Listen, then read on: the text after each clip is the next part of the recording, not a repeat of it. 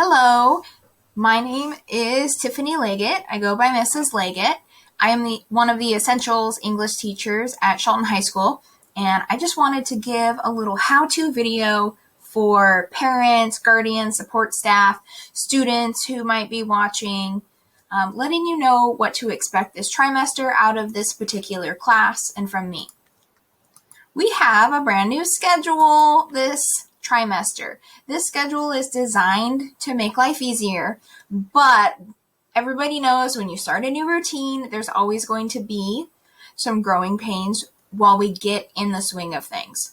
So what you need to know is that you are expected as the student to go to class every period, every day. But you don't have every period every day. So let me explain. Mondays and Thursdays, you have periods 1, 2, 3. Tuesdays and Fridays, you have 4, 5 advisory. Wednesdays is an asynchronous day. That means not live. But Wednesday, that's the day that you need to go to all 5 periods. So let's look at this in a little different format.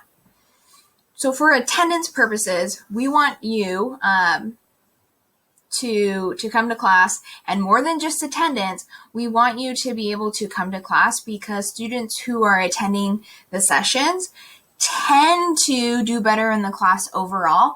And I love seeing kids come to class because then they start forming their own little network with each other. Hey, what'd you have for lunch? Hey, your dog looks cute. That kind of stuff. So it's actually great when students do show up to class for those scheduled times.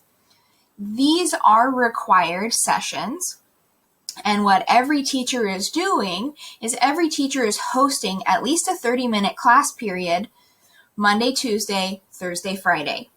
So Wednesday, again, it's a little different. You will want to go into the K-12 content for your classes that are in K-12. If your student has a Google Classroom class, do whatever they have, a survey or a check-in form, in order to get marked as present. Maybe you've been getting a little annoyed with those attendance phone calls. The best way for your student to get marked present is to, number one, go to a Class Connect session. We want students present and absorbing the material and participating, engaging. Sometimes life happens, and we know that we've got doctor's appointments and emergencies that come up. So you can access the course content outside of the window, but you really want to make sure that you're doing that work. But you may not know how to do that work if you didn't go to the Class Connect session. Email your teacher directly if you know that you're going to miss class, or if you have missed class and you need to chat with them about what you need to do. What you can do as a guardian parent to support your student is to check on them, maybe like every so often. I do have some students who will open up their Class Connect session and then open up another tab and they're watching YouTube. Or they're, fixing their brackets for March Madness, something like that. So make sure that your student is in their session and participating. A lot of teachers are using some new technology that allows students to participate and actually type their answers into the slides, drag things, draw things. I use that kind of thing as well. And so those are sometimes counted as participation points, and you want to make sure that your student is able to be there, to get the most out of class, to do the practice. If there is any grade associated with participation, there will also be an asynchronous version, which means for students who are not able to attend, there's also going to be some way that they could get that extra bonus point as well. So what can you expect on a normal week, a normal day? This is a K-12 class. That means that I am posting announcements. In the announcements, I post a weekly announcement with that week's assignments. We are typically going to have an assignment Monday, Wednesday, and Friday. Or that Monday, Tuesday group, Thursday, Friday group, and the little baby assignment on Wednesday. If I post an assignment on Wednesday, it's going to be a shorter quiz. Just so you know, It's not going to be some big, long, scary thing. I also post daily assignments and tasks, and I link the videos with them. So I'll show you what that looks like in just a minute. The units are broken up into segments, and all of the segments have two parts. They have a learning part and they have an assessment or assignment part. The learning part is sometimes broken up into multiple slides, so it looks like there's 5 assignments, when really the graded assignment is going to be typically the last thing that's in there, and it's going to be a quiz or a written assignment. The quiz and the written assignment, that is what is being graded and assessed. So just so we're clear on that. All units also have a unit quiz. That is going to be worth around double points of a normal quiz, so it's really important that you're encouraging your student to take their unit quizzes.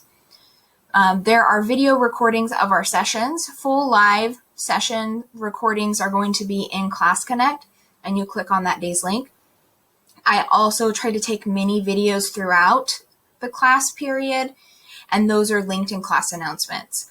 Oh, see, typo, it happens. Even the English teachers, typos happen. So this is a general K-12 class for our Essentials English. You can see I've got announcements for Wednesday and announcements for that Monday, Tuesday block, and then my weekly announcement. So this is pretty typical. These are all hyperlinks to either that survey or a video. If it's a video, I also try to put the length of the video, not to scare people, but just to let you know it's a video. So what your student wants to do is they should be accessing this class content and clicking on these things. So for this week, we have 3 assignments. Here they are. These are the only things that they can see this week because I just want them to focus on these 3 assignments. It can be a little overwhelming if I open up a whole unit. Some kids like working ahead, but I've found that the majority of students feel overwhelmed with that kind of thing. So this is the example of what students are doing Wednesday today in 514. So they've got 2 slides to click through and then their quiz. And that's pretty typical of what they're doing.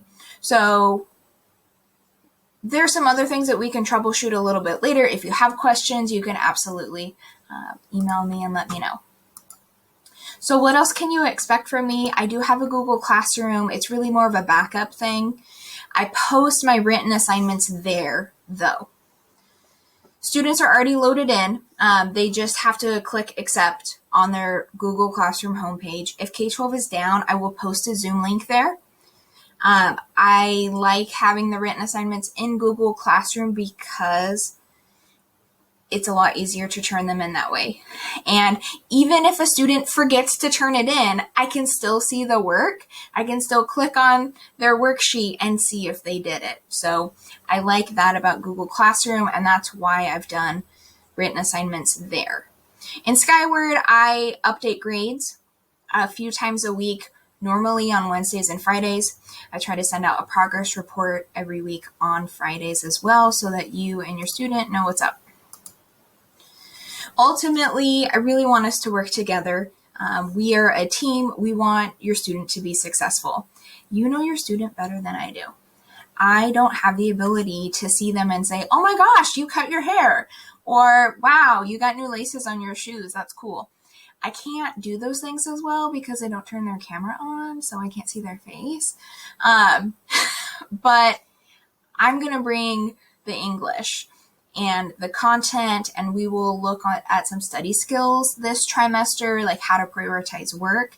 I understand the school, family, professional struggle. I have a 2.5-year-old, and sometimes she's like, oh, mommy's working. Let me talk to everybody.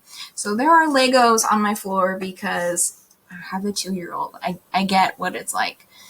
But I would really encourage them to come to class every day, every period. For most days, that's just 3 classes a day.